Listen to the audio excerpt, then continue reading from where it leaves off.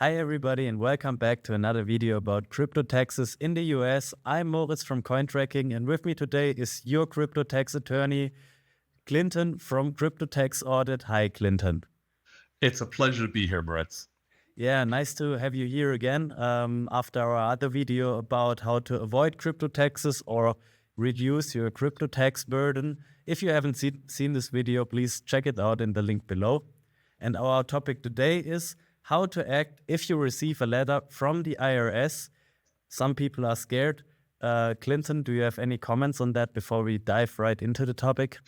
Hey, the IRS commissioner came out this past September and said that it's the opinion of the IRS that 75% of crypto investors in the US are not reporting their income from cryptocurrencies on their tax return. To them, they consider that massive amount of tax evasion. In parallel, the commissioner has told Congress and all the other superiors that he has that they can bring in significantly more money if they had the funds to go after this, what they call the tax gap. And Congress gave the IRS about $80 billion. Some of it's been pared back, but they've really invested it. At this point in time, a report came out last week, which is by September, the IRS will have 55% more auditors that'll be working for them. They're also tripling the number of criminal investigators that they have.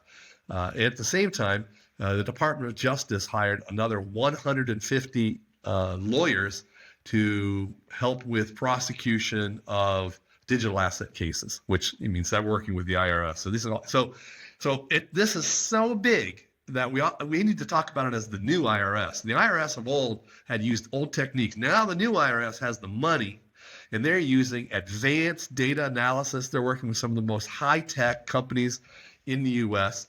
And developing new products to go in much more sophisticated, targeted manner. And crypto investors are in their hairs for their target. That doesn't mean you should be scared and run. It just means you need to do the right things. Yes, I mean, I can only add that, we have more regulations coming to the centralized crypto providers. We have things like KYC. We have other developments that make anonymity almost impossible anymore in the crypto space. And now with this huge force of IRS agents, it could be, or it is nearly impossible in the future to avoid taxes in the US, right? Oh, exactly. The thing about the blockchain is it leaves digital fingerprints that can never disappear. Like other records, like if you trade on a brokerage, after so many years, the brokerages are free to throw away your records, which means the IRS can't go back further than those years, which is basically 7 years. But with cryptocurrencies, they go back forever because when something's written on the blockchain, it's forever. Yeah.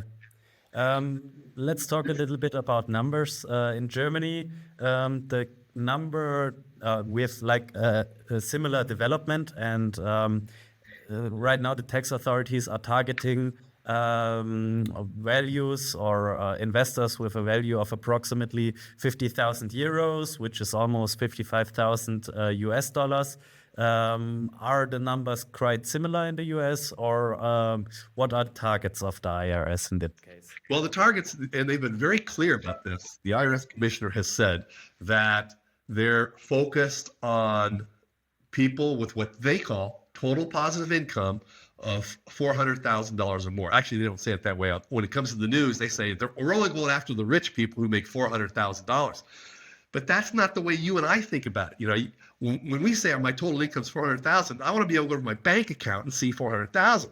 That's not what they mean at all. Total positive income is your income without any expenses. So for a trader, that means it's the value of all the sales that you made, but without considering what the cost was. Let me give you an example. Let's just say you have $20,000. You invest on January 1st, you invested in one crypto. At the end of the week, you sell it, you've made $1. The next week, you invest that 20,000 again, and another one. And at the end of the week, you sell it. You've made another dollar. You continue this 52 weeks. At the end of the 52 weeks, at the end of the year, how much do you have? You have $20,052. Okay. Now, that's because the 52 represents your profit. When the IRS counts that up, all right, they're going to see 20,000 times 52. So we're looking at 1,040,000. That's what they call total positive income. That means that person would be in the sweet spot where the IRS has said they're cracking down. So what does this mean? It could be, so basically high frequency traders are much more exposed.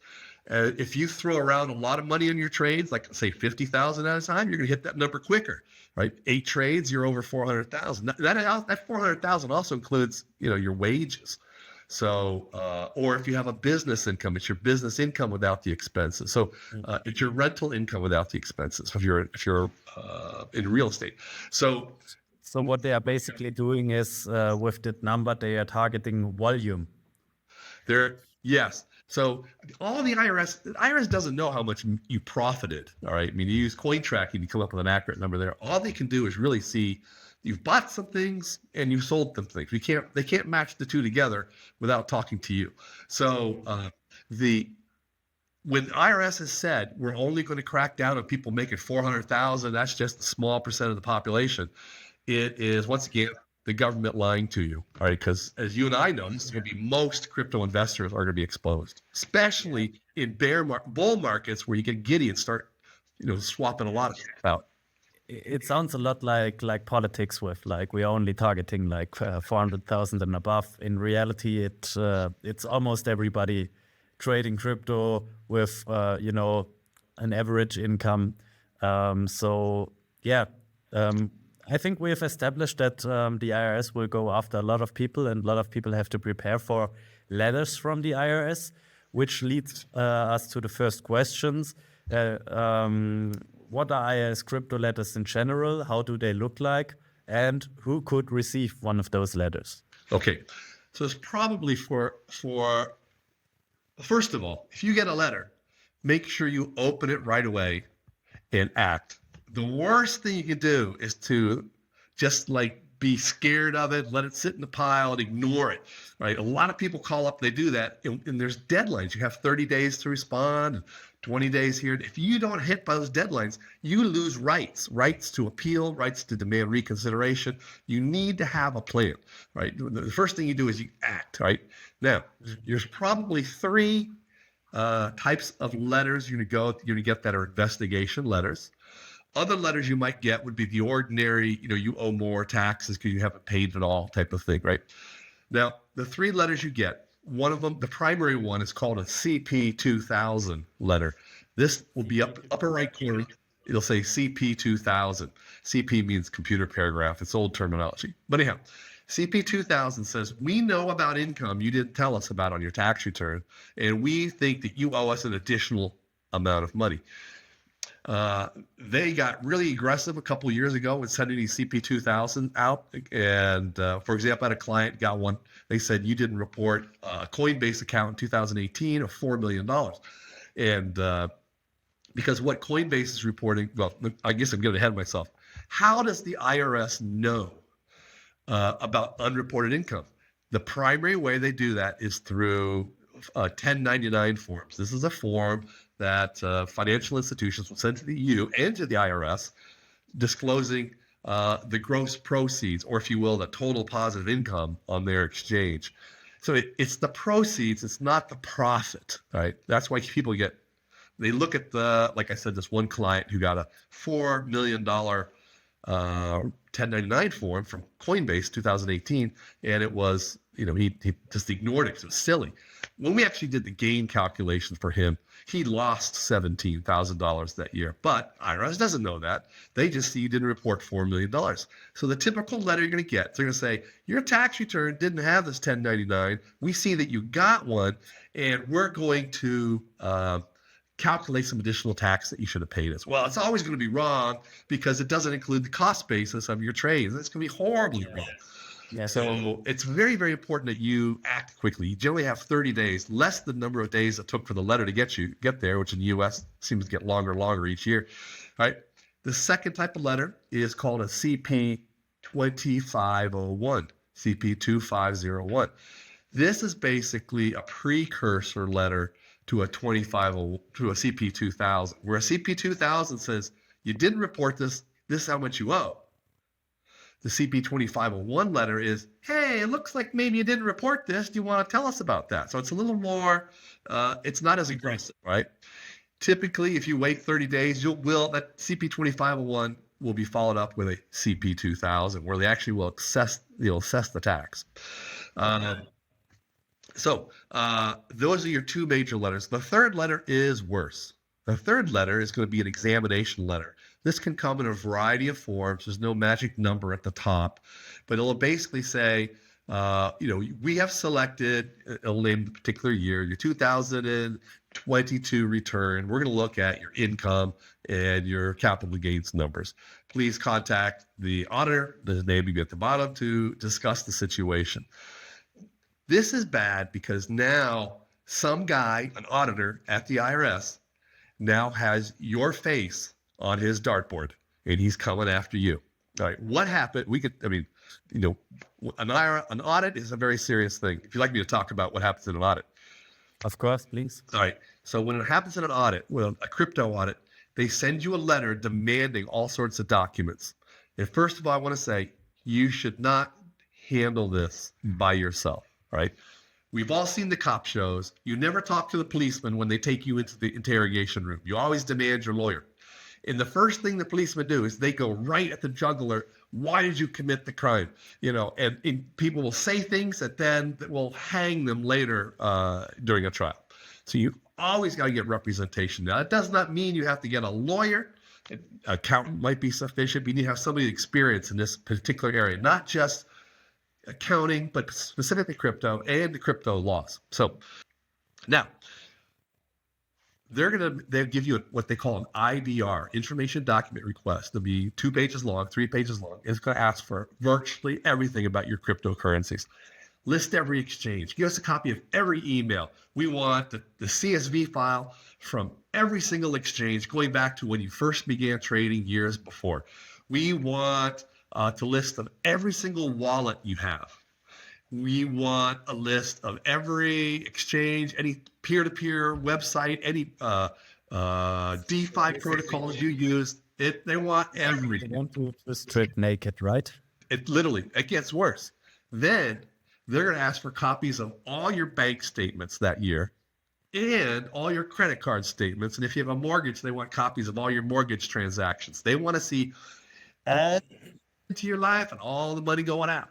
So that's what they look at. And, it's what you want to do is take a look. What's the problem? What things are they going to find? How do we make a plan around this? So you got to have a plan. This is the strategic point. And never talk to the auditor and always have somebody come in and build a plan of how you respond. Okay. So it's pretty serious when you receive those letters. Let's just sum up a little bit. If you get the 2501, that's the kind ask letter.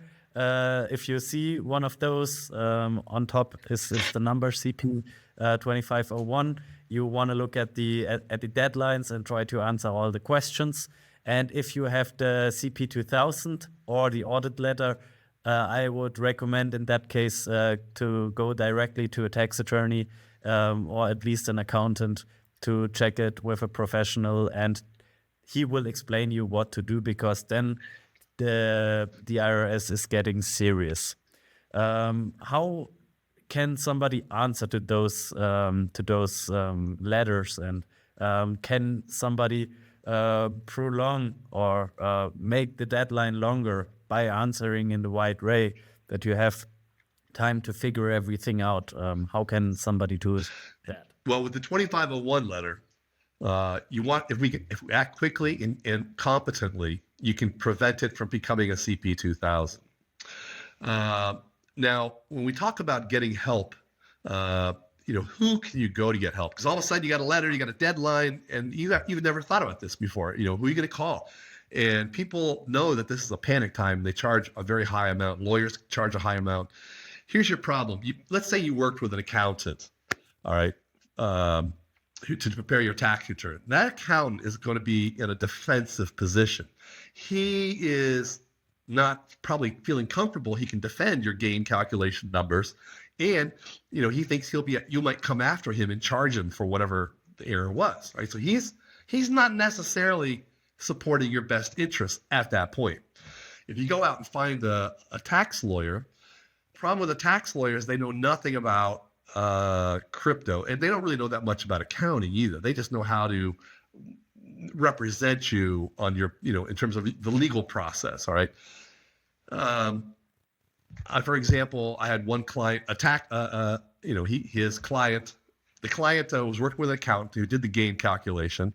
They went and got a lawyer. They did the examination with the auditor. The auditor came back and said he owed $23 million.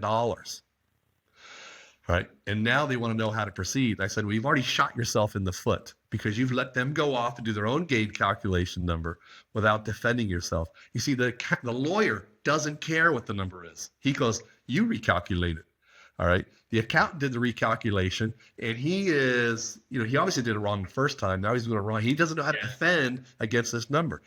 We have at CryptoTax, I have about 10 forensic accountants that love to dissect and destroy these things. And we actually get excited about them, honestly. There's not been one IRS calculation that we haven't devastated. So it's very important that you get off on the right foot. Okay, Clinton, let's just sum up a little bit.